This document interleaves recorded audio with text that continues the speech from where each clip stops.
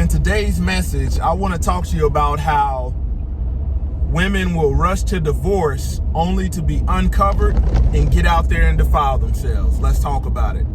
Glory to the Most High Yah Shalom. Thank you for tuning in to another righteous, spirit-filled episode. Today, I'm back at it in the trenches, handling that kingdom business. Man, when we look at Western culture, Western society, when we look at divorce statistics, 70% of divorces are filed by women. When you look at the top, 10 reasons for divorce, you will notice sexual immorality and adultery is not the top two. And when you think about that, you're thinking about, man, what did Abba Yah divorce Israel for in Jeremiah chapter 3? For her adulterous ways, her going out playing the harlot, being a hoe, mingling with these other nations, breaking wedlock.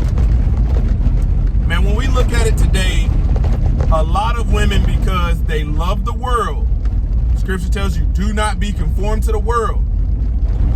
They love the world, that they feel they are in bondage when they are in marriage. They feel like they're in captivity.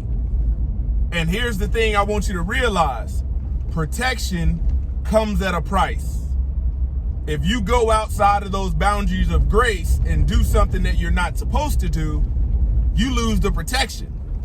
By staying in the ways of the Most High Yah, keeping his laws, statutes, and commandments, you gain protection. But when we look at Western culture and what women want to go out there and do, and all this stuff that gets ignorantly promoted because nobody's calling it out, nobody's rebuking it, nobody's teaching on it, especially in these churches, you got married women, wanting to take vacations with a whole bunch of single women. Okay? All right? You got women that want to have hot girl summer, want to walk around letting all their body parts show when you a married woman. You got all these married women that want to low-key be Instagram models. They don't want to be doing what they're supposed to be doing in the home. Go look at their profiles and you can see, like, you got a family, you got a husband, you got some babies, but this is what you spend your time doing. And you're complaining about, guiding the house. You're complaining about taking care of the house. Making sure that you are the righteous woman your husband wants you to be. All for what? To go get divorced from a state-issued marriage license where the Most High Yah probably was never a priority to you? And then you go out here and want to hoe yourself, want to be a harlot, want to go out here and talk about dating after 30 and being divorced is hard. It's hard because you chose a hard path. Even for instance, kids don't like when you tell them to do stuff. But you understand, kids have parents as an authoritative figure, as leadership. You tell your kids to do stuff sometimes so they don't get themselves into something they don't know how to get themselves out of. Same thing with a woman. When we look at Adam and Eve in the garden, he said the woman's punishment was going to be painful childbearing. But he told Adam, he said, you going to rule over this woman. But people think ruling over a woman is supposed to be easy. No, it ain't supposed to be easy. Because scripture says her desire will be contrary to yours. Contrary to your husband. Man, today I'm here to tell you that the grass is not greener on the other side. And for all of the women out there that's saying, man, I'm unhappy about, money and this and all of this. I want you to ask yourself, is that justification for divorce? According to scripture. Not according to your psychologist, they probably a quack too.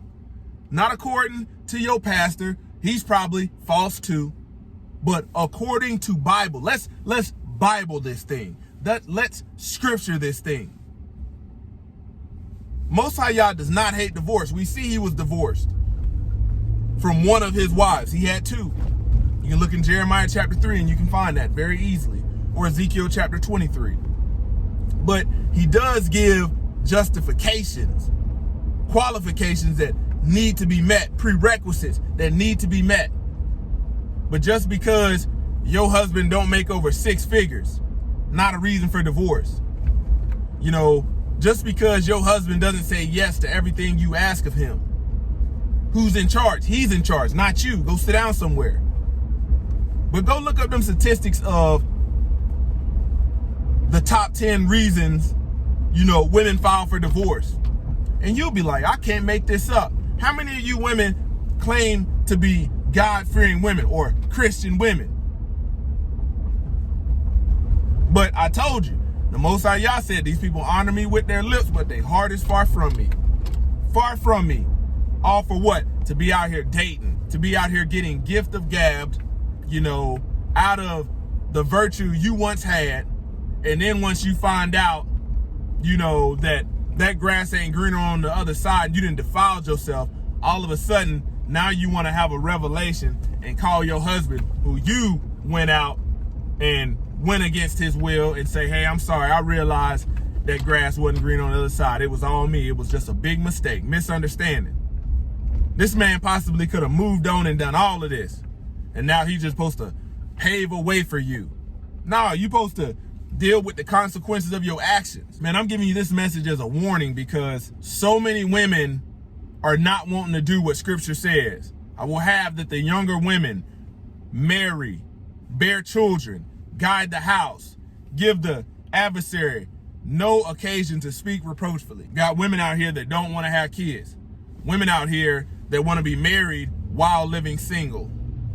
Want the benefits of somebody, you know, paying the bills, providing the food, you know, doing all of this, and you just ain't supposed to do nothing.